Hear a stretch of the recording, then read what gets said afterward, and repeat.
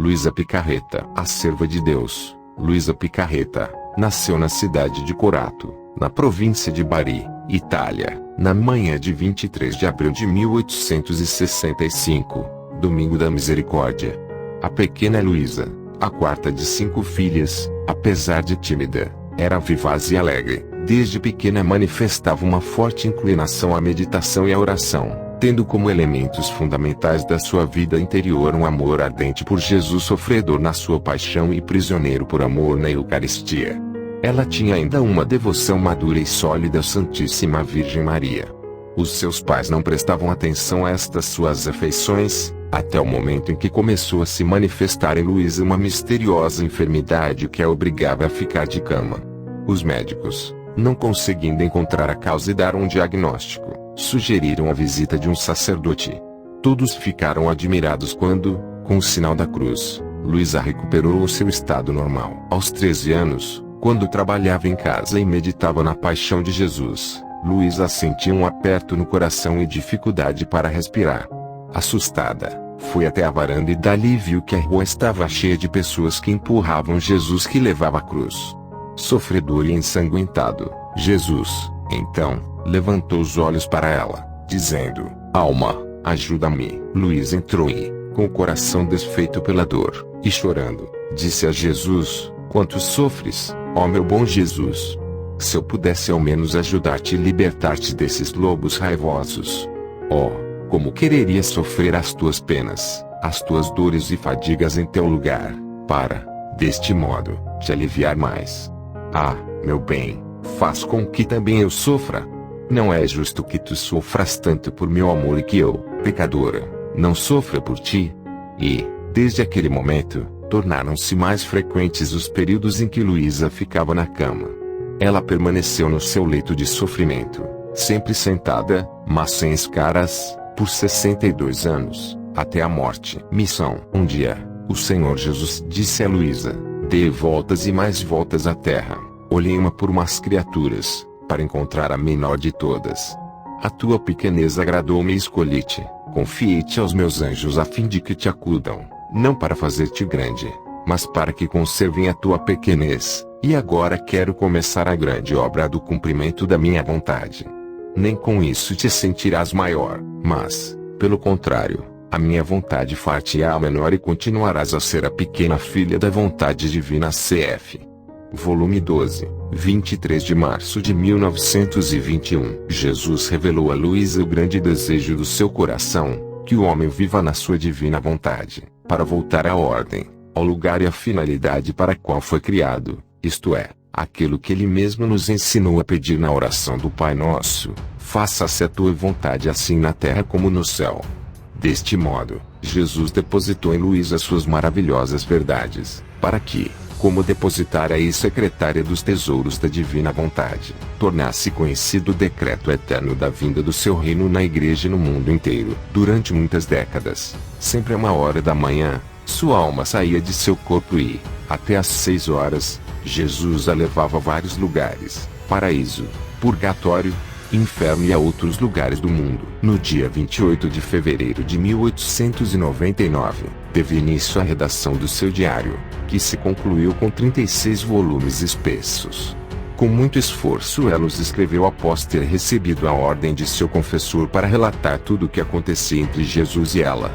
Luísa, que havia feito somente o primeiro ano fundamental, não teve como se eximir da obediência. Seu confessor sabia de suas limitações, mas, ainda assim, a ordem foi categórica. Santo Aníbal Maria de Francia tornou-se o seu confessor extraordinário e revisor dos seus escritos que, pouco a pouco, eram regularmente examinados e aprovados pela autoridade eclesiástica. Ele publicou vários escritos de Luísa. Entre eles, o livro As 24 Horas da Paixão de Nosso Senhor Jesus Cristo, Experiências Místicas. Além de ouvir a voz de Jesus interiormente e ter tido a primeira visão de Jesus aos 13 anos, Luísa sentia dores indescritíveis, tanto espirituais quanto morais. Sua família descobriu seus sofrimentos e pensou que eram fruto de sua própria vontade. Isso serviu para divulgar ainda mais sua situação, trazendo sobre ela a incompreensão e hostilidade de muitos. Além de tudo isso, um terrível teste com duração de 3 anos, dos 13 aos 16 anos, foi adicionado, uma batalha feroz contra os demônios. Ela resistiu valentemente aos seus ataques, tentações, insultos e tormentos, até que os derrotou completamente. No assalto final que sofreu nesta batalha, Luísa perdeu a consciência e teve uma segunda visão de Jesus sofrendo gravemente pelas ofensas dos pecadores. Foi quando ela se submeteu a um estado de vítima que Jesus e Nossa Senhora das Dores a convidaram a aceitar. Depois disso, as visões de Jesus se multiplicaram. Luísa costumava participar de diferentes sofrimentos da paixão de Jesus, particularmente na coroação dos espinhos. Como resultado, ela não conseguia comer. No início, quando insistiam, ela devolvia todo o alimento. Viveu assim, em um estado de total abstinência de comida, até sua morte. Nutria-se apenas da Santa Eucaristia. Sua comida era a vontade do Pai. Outro sinal extraordinário. Por causa de seu crescente sofrimento pela paixão de Jesus, Luísa perdia, frequentemente, seus sentidos. Seu corpo tornava-se rígido, às vezes por muitos dias, até que um padre, geralmente seu confessor, ia tirá-la daquele estado de morte.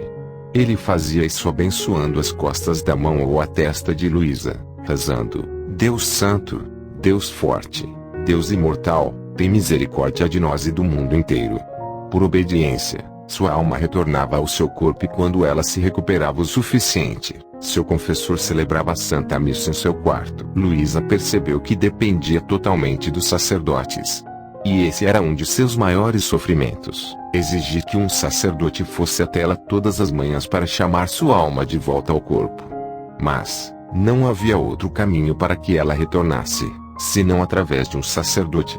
Em sua humildade, Luísa sofria ao ver que, de certa forma, um sacerdote tinha que estar sujeito a ela, embora muitos de seus confessores, durante todo esse tempo, tenham visto o trabalho extraordinário que Deus estava realizando nessa alma tão bela e humilde. Papa São Pio X e Luísa Picarreta. O papado de São Pio X durou 11 anos. De 1903 a 1914. Justamente durante esse período alguns eventos ligados aos escritos de Luísa Picarreta têm destaque.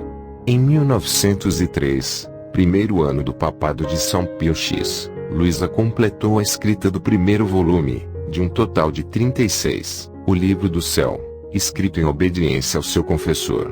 Este primeiro foi a narrativa de sua vida até aquele momento. 28 de fevereiro de 1899, quando recebeu a ordem para escrever. No último ano de Pio X como sucessor de Pedro, em 1914, Luísa completou a escrita do importantíssimo livro As Horas da Paixão, pouco antes do início da Primeira Guerra Mundial. Várias testemunhas relataram que um dia o padre Aníbal Maria de Francia, revisor eclesiástico dos escritos de Luísa, foi à casa dela mais contente do que nunca, e disse que tinha levado o livro ao Santo Padre São Pio X, que já o havia recebido várias vezes em audiência privada. Padre Aníbal relatou que enquanto lia para o Santo Padre uma das horas da paixão, a da crucificação, foi interrompido pelo Papa que disse: assim não, Padre.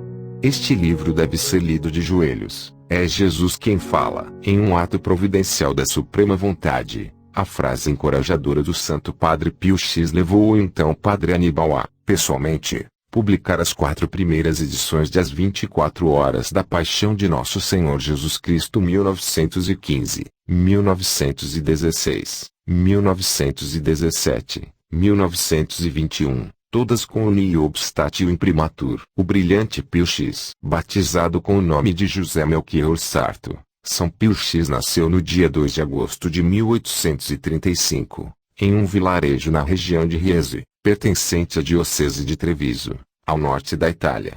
Nascido em uma família humilde, desde pequeno, José mostrou ter uma inteligência brilhante, motivo pelo qual seus pais optaram por fazer um enorme esforço para que o menino conseguisse estudar. E assim, José caminhava descalço por vários quilômetros para ir e vir da escola. Seu almoço era um pequeno pedaço de pão. Desde criança, o brilhante José já dizia que queria ser padre e, quando se preparava para ingressar no seminário, seu pai faleceu. Por isso, José quis deixar os estudos para ajudar em casa, porém, sua mãe, cheia de fé e coragem, não permitiu. José permaneceu, então, no seminário com o coração dividido por causa dos estudos e sua família. Sua mãe, porém, sempre o encorajou a permanecer firme. No seminário, José também se destacou nos estudos demonstrando, mais uma vez, sua inteligência notável. Ordenação: José Melchior Sarto, o futuro Papa Pio X, foi ordenado sacerdote aos 23 anos. Por causa de sua inteligência, vida de oração, humildade e carisma, ele viveu uma ascensão rápida na igreja. Já no início, foi vice-vigário em um vilarejo. Em seguida, o bispo designou um vigário de uma grande paróquia. Por causa de seu trabalho pastoral marcante, foi nomeado cônego da Catedral de Treviso. Depois, foi sagrado bispo da Diocese Italiana de Mantua. Em seguida, o Papa deu a ele o título de Cardeal de Veneza. E, depois do falecimento do Papa Leão XIII, no conclave de 1903, Dom José Melchior Sarto foi eleito Papa. Ele aceitou a missão e escolheu o nome de Pio X, o lema de um santo: a restauração de todas as coisas em Cristo. Em poucos anos de pontificado, Pio X garantiu resultados excelentes, práticos e duradouros no que diz respeito à doutrina e disciplina católicas, em face das grandes dificuldades enfrentadas na época.